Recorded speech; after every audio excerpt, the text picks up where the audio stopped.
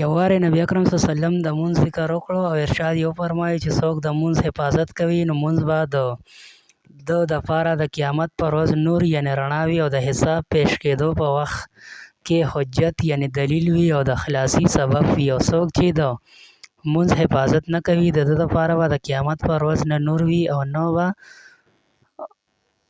د ده سره څه حجت وي او نه د خلاصي څه ذریعه. د ده خشر به فرعون، حامان او ابی بن خلف سره وي. فایده کې لیکي فرعون خو هر څوک پیژني چې څومره غټ کافر و تر دې چې د خدایۍ دعوه یې کړې وه. او حامان د هغه د وزیر نوم دی. او ابی بن خلف د مکې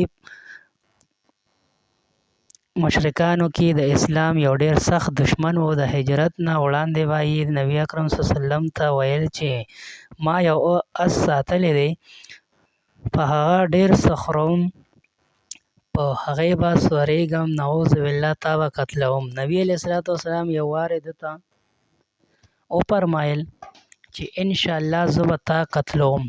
د احد په جنګ کې هغه د نبي علیه الصلاة والسلام تلاش کولو او دا به یې ویل که چېرې هغه نن ما نه بچ شو نو زما خیر نشته. نو د حملې په اراده نبي علیه الصلاة والسلام ته نږدې ورسېد او صحابه کرامو رضی الله عنهم اراده وکړه چې د لرې نه یې ختم کړي. نبي علیه الصلاة والسلام ارشاد وفرمایه چې راپرېږدئ. کله چې هغه ورنږدې شو نو نبي علیه الصلاة والسلام د یو صحابي د لاس نه نیزه واخیسته او ګوزار یې پرې وکړو چې په سټ ولګېدو او سټ کې لږ غوندې وګرځېدو او د دې په وجه د اس نه رغړېدلی پرېوته او په تېښته خپل لښکر ته ورسېدو او چغې به یې وهلې چې په الله مې د قسم وي زه محمد صلی الله علیه وسلم ووژلم. کافرانو ورته تسلي ورکړه چې معمولي شان ګرځېدلی یې هېڅ د فکر خبره نه ده. خو ده به ویل چې محمد صلی الله علیه وسلم ماته په مکه کې ویلي وو چې زه به تا قتلوم. په الله قسم که چېرې په هغه په ما باندې توکلې قدرې هم وې نو زه به مړ وې. لیکي چې د ده د چغو اواز داسې شو څنګه چې د غویي وي. ابو سفیان چې په دې جنګ کې ډېر په جوش او خروش کې و هغه ته شرم ورکړو چې دې لږ غوندې ګرځېدو نه دومره چغې وهي. ده وویل تا ته پته څه شته چې چا وهلی یم؟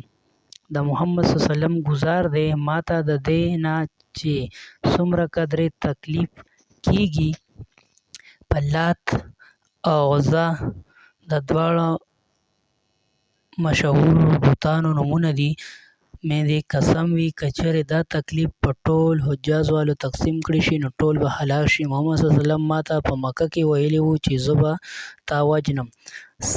زه هغه وخت پوه شوی وم چې زه به د ده د لاسه ضرور مرم. زه د ده نه خلاصېدی نه شم. که چېرې هغه د دې وینا نه پس په ما توکلې قدرې هم وې نو زه به د هغې نه هم مړ شوی وې. مکې مکرمې ته رسېدو نه یوه ورځ وړاندې په لار کې مړ شو.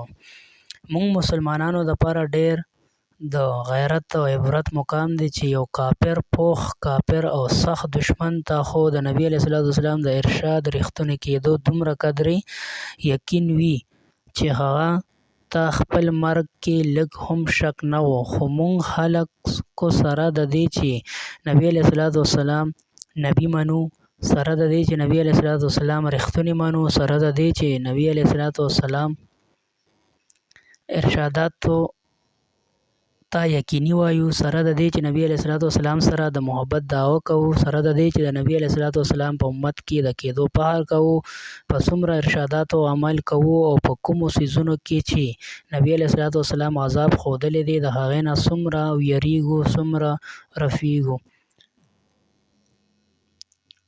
دا د هر یو کس په خپل ګریوان کې د کتلو خبره ده. بل څوک د چا متعلق څه ویلی شي.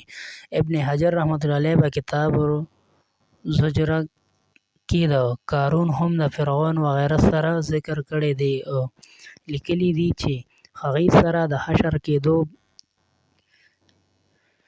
وجه دا ده چې اکثر په دغې وجو سره مانځه کې سستي کېږي کوم چې په دغې خلکو کې موندی شي. پس که چېرې د دې وجه د مال دولت ډیروالی وي نو قارون سره به یې حشر کیږي، او که چیرې حکومت او سلطنت نو فرعون سره، او که وزارت یعنی ملازمت یا درباري کیدل دي نو هامان سره، او که تجارت وي نو ابی بن خلف سره. او کله چې د دې خلکو سره د ده حشر وشو نو بیا کوم قسم عذابونه چې په حدیثونو کې راغلي دي، اگر که حدیثونو متکلم فی دي یعنی پکې عالمانو بحثونه کړي دي، خو دې کې هیڅ شک نشته چې د دوزخ عذاب د سختو نه سخت دی. البته دا ضرور ده چې دی به ورځو نه یوه ورځ چې د خپل ایمان په وجه د دې عذاب نه خلاص شي، او هغه نور خلک به همیشه دپاره په دوزخ کې پاتې شي. خو تر خلاصېدو پورې زمانه ولې څه لوبې ټوکې دي، نه ده معلومه چې څومره به په زرګونو کالونه به وي.